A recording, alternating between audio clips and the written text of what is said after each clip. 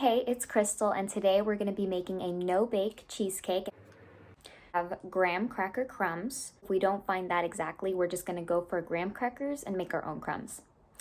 Granulated sugar, unsalted butter, plain full-fat cream cheese, 1 lemon, vanilla extract, kosher salt, and heavy whipping cream. We've arrived at Whole Foods. So Whole Foods was an absolute success. We got everything and we're ready for this no-bake cheesecake. Now that we have all our ingredients, we just gotta prepare them so that they're ready for use and get the right measurements. So we got some graham crackers here, but the recipe calls for graham cracker crumbs. I've never made graham cracker crumbs before, but I vote we wing it. We need 1 1/4 cups of these graham cracker crumbs, so I have this measuring cup out, and this is the marker for 1 1/4 cup. 1 cup, 1/4 cup. I'm just gonna crush it. It's already coming out crummy, in a good way. This is where we're gonna start to try to do this. For this is but phase 1 of our protagonist graham cracker evolution. It's about getting a nice mixture of some whole chunk pieces and getting some really powdery, sandy ones too. Okay, you know what I mean. So far, do I advise that you do what I'm doing, given that I don't really know what I'm doing? Sure, because it's fun. And that's when she learned the true meaning of Valentine's Day. I'm gonna sneak a bite. Heaven, amen. We're almost at the 1 cup marker.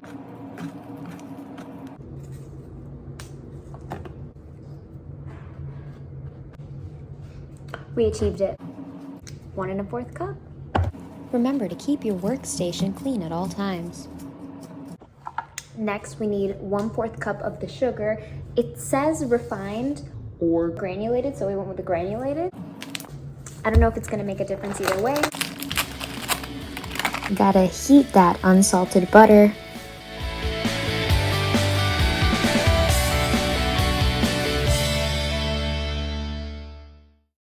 Butter is melted. We have our crust section all measured out and ready to go. I'm using these scissors right here to divide up the ingredients.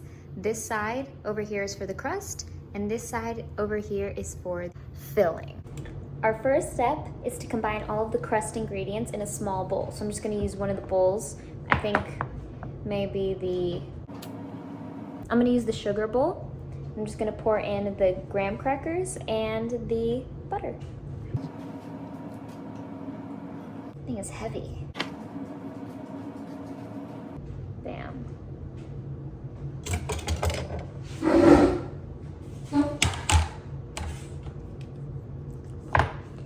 So we're just mixing this around now.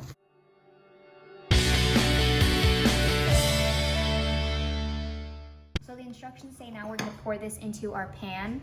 It specifically calls for a 7-inch spring form, but this is what we got. First we pour it all in. Now we are compressing. If you're having troubles, use a spoon to compress. It ends up looking pretty nice. We are officially through with the crust. So I'm gonna put this over here. And now we're gonna work on the filling.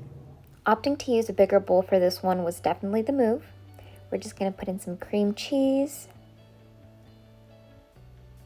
some sugar, lemon juice, the vanilla extract, and the salt goes in last, for now.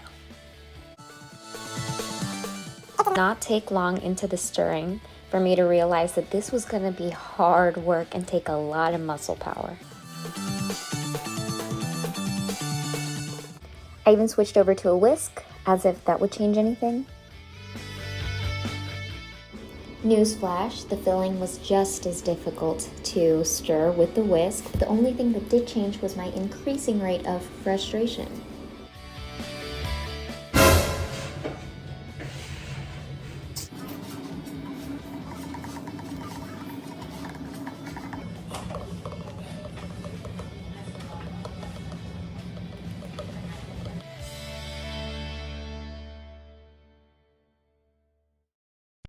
After almost about an hour of whisking it manually, the cream, I already poured it in. I just poured it in.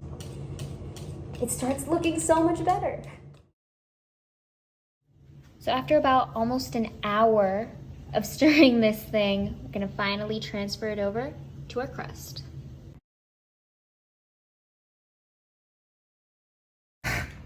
It is clumpy, and that's okay, because the instructions called for a robotic whisk or something that was gonna do it for you, and I did this by hand. So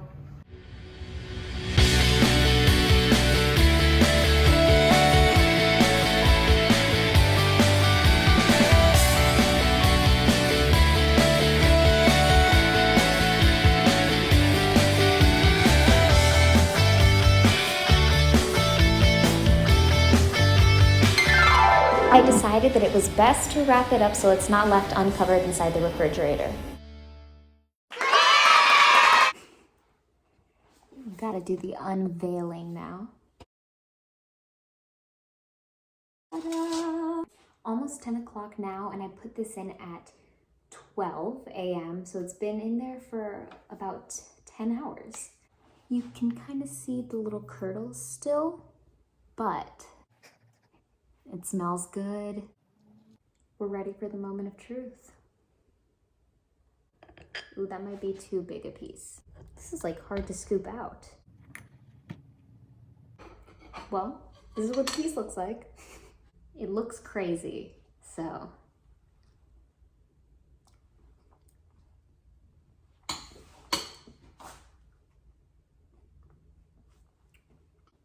Wait. That tastes like cheesecake. So I think it needs to harden a little bit more, especially the filling part. The crust is like spot on. If you use one of those like mechanical whisks or those bowls that like do it for you, you're probably better off. I highly recommend trying this out if you love cheesecake. I don't have anything against ovens, but seeing that there was a no bake option, I thought that would be so fun. Learn from every mistake I've made so that you can have an even better cheesecake.